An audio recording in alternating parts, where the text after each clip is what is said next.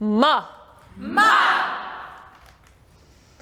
So I'm standing in a conference room at a hotel in Louisville, Kentucky, and I'm straddling this green line that extends from one end of the room to the other. In front of me and behind me are people of all different ages, all different backgrounds, spectators at the rear.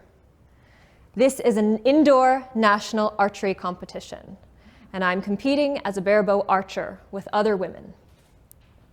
And I'm simply doing what I'm used to doing on a day like this. I've got my quiver at my hip with the arrows placed, my bow in my left hand. I'm nocking an arrow, positioning my fingers on the bow, on the string, raising the bow, drawing it back until I get anchor, the tip of my finger at the corner of my mouth, closing my left eye and sighting down the arrow towards the target in the distance. And when I'm ready, I start to expand, releasing the string, my fingers grazing against my cheek, touching my ear and my hair. And the bow tips back just a little bit to let me know it's been a good shot. And I do this over and over again for the first half.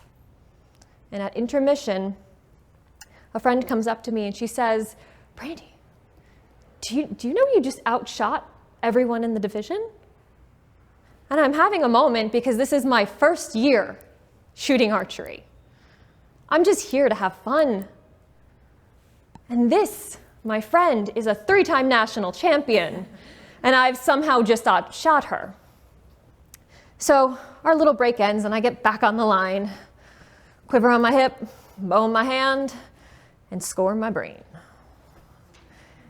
And I start to raise my bow and something is breaking within me because suddenly I can't get the tip of my finger to the corner of my mouth every time, and the arrows are flying everywhere, and I'm scoring every single arrow as it hits, and I'm scoring every single one of their arrows as it hits.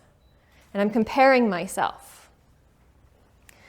And by the end of the first day of shooting, I have gone from first place at halftime to last.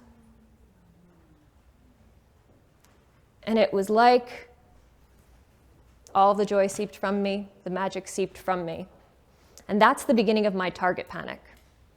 So that's what we archers call it, target panic. But it's a little like stage fright or performance anxiety or anything like that.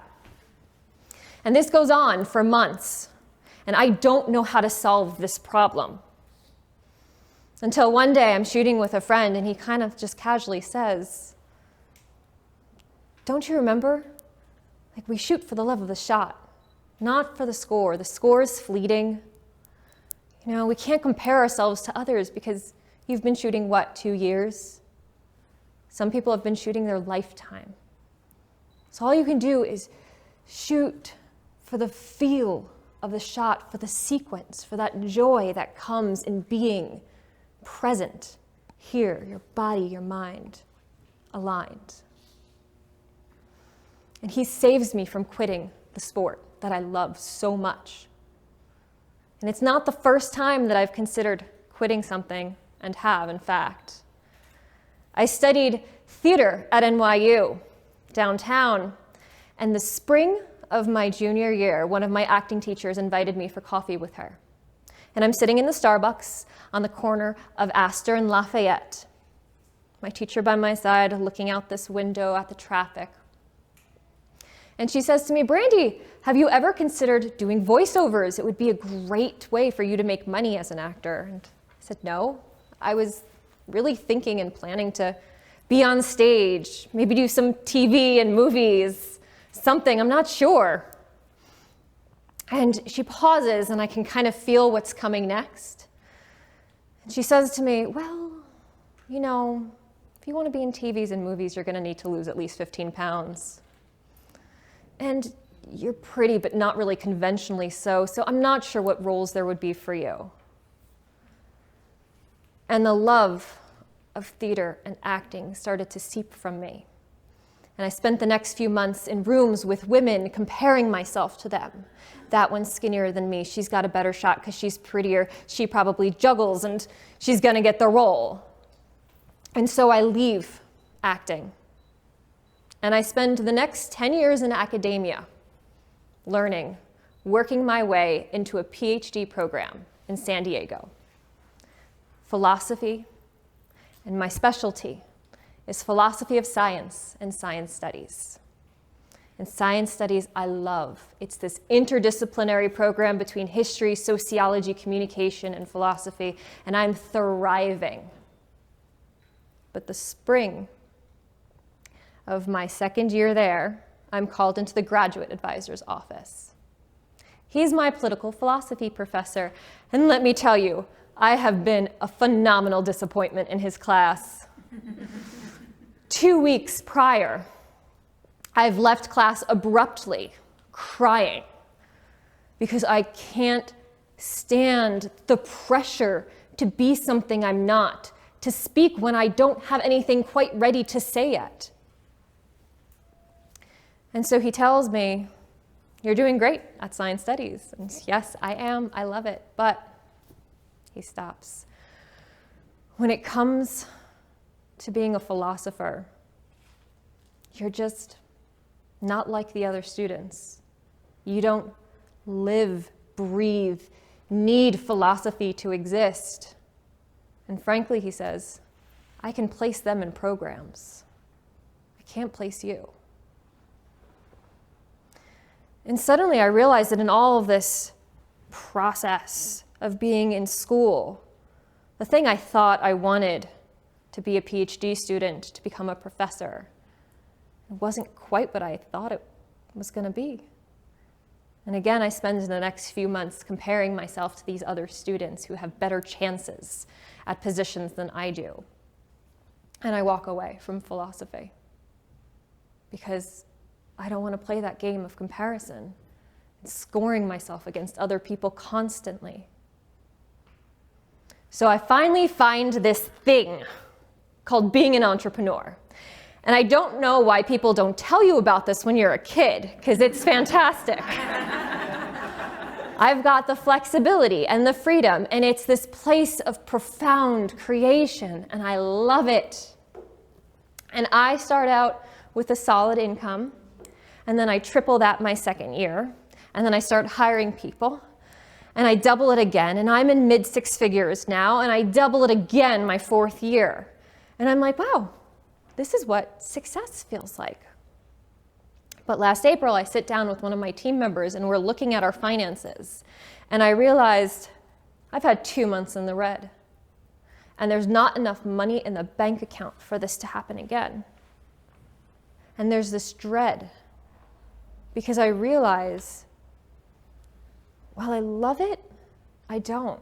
I don't love the day-to-day. I don't love this feeling of impending failure. And I had set myself this goal of getting near to 7 figures, and it doesn't even feel like mine. So I close my computer and I leave the office and I take my archery equipment and I go to this fantastic outdoor range in Virginia because it's spring and it's glorious and I just need to be outside. And I'm doing this thing we do called blank bailing. Nothing downrange except the bail, no target, no dot, nothing. It's all about being here with my feet on the ground, the vivid spring green on the trees, the light breeze, and I'm just going through process. So I've got my quiver and my bow, and I'm knocking the arrow and positioning my fingers and raising and drawing and releasing. And when I go down to grab my arrows, they're just so beautifully grouped together. I was sort of aiming, but not really. I was just there in the flow of being. And I realize as I'm leaving the range, I can take this and I can start applying this to my business. And so I get lean first. And I let a few people go, and I give up a few of the things that I wanted to do and wanted to offer, because I need to start from the beginning. And I need to build processes and systems that are joyful and that I want to be a part of day to day. Not just at the end, when a check gets cut at the end of the year, that's some sort of bonus. I want to love it every single moment of my day. And so I do this. And now a year has passed. And I find myself achieving 7 figures, but doing so easily and elegantly and joyfully that I almost hardly recognize who I am and what this company has become from the prior year before. And I do this with my clients too, teaching them how to let go of what's not serving them and how to bring joy into their businesses. So I leave you with this. There's a line that we all straddle, prepared with equipment, target, and sight. You have a choice. You can be in the score, the comparison, or you can be in the process and the sequence. Because it's in the process that life is lived. And there's the joy. It's the magic, and it's the feeling of being truly alive.